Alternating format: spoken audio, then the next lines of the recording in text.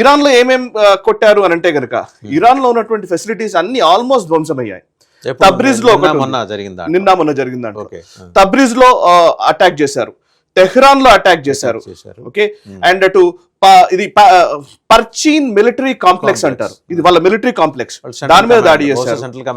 Exactly. ఫార్దోలో ఒక దాడి జరిగింది, నతాన్స్ లో దాడి జరిగింది, గతంలో కూడా నతాన్స్ లో కూడా జరిగింది.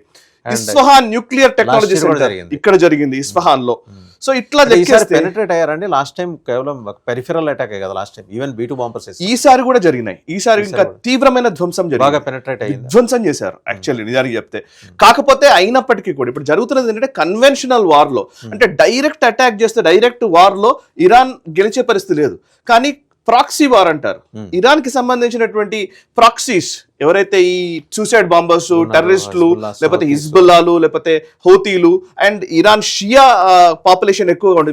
ఇవాళ ఇప్పుడు జస్ట్ బ్రేకింగ్ చూస్తున్నాను నేను, ఇరాక్ సున్నీ దేశం యాక్చువల్లీ. సద్దాం హుసేన్ టైం నుంచి సున్నీ కాబట్టి ఆయన సున్నీ దేశంగానే ఉంది. కానీ అక్కడ 50% అండ్ అబౌవ్ షియా పాపులేషన్ కూడా ఉన్నారు. సో షియాలకి సున్నీలకి మధ్య యుద్ధం నడుస్తుంది ఇప్పుడు ఈ ఖమైనీని చంపిన తర్వాత. సో పాకిస్తాన్ లో అట్లాంటి షియాలు ఎక్కువ మంది ఎక్కడెక్కడైతే పాపులేషన్ ఉంటుందో వాళ్ళు చేస్తున్నారు. ఈవెన్ మనం మాట్లాడదాం ఇప్పుడు జమ్మూ కాశ్మీర్ లో కూడా అలజడి ఉంది, హైదరాబాద్ లో ఉంది. షియాలు ఎక్కడెక్కడ ఉంటారో వాళ్ళందరికీ ఖమైనీ వాళ్ళ గురువుగా భావిస్తారు. సో ఆ డీటెయిల్స్ మనం వెళదాం. బట్ మిలిటరీ పరంగా చూస్తే ఇప్పుడు బుషేర్ అనేది చాలా కీలకమైన స్థావరం. ఇక్కడ కూడా మన యుఎస్ అండ్ ఇజ్రాయెల్ అటాక్ చేశాయి.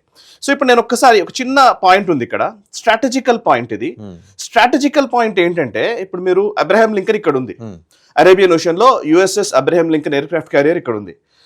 ఇక్కడ అసలు చోక్ పాయింట్ ఏంటనేది చాలా ఇంపార్టెంట్. ఇది అసలు చోక్ పాయింట్, ఈ part Gulf of Oman choke point. ఇప్పుడు బందర్ అబ్బాస్ దగ్గర మేజర్ అన్నమాట. సో బందర్ అబ్బాస్ మీద కూడా అటాక్ చేశారు, US మిలిటరీ అటాక్స్ జరిగినాయి. బందర్ అబ్బాస్ కూడా ఇరాన్ కి సంబంధించింది, ఇక్కడ జరిగాయి. ఏంటి చోక్ పాయింట్ ఏంటి అని అంటే కనుక ఈ పర్షియన్ గల్ఫ్ నుంచి సుమారు 25% ఆయిల్ ప్రపంచవ్యాప్తంగా పోవాలి బయటకి, ట్రేడ్ క్రూడ్ బయటకి. So 25% of the oil supply అంతా ఇక్కడ నుంచే బయటకు వెళ్తుంది.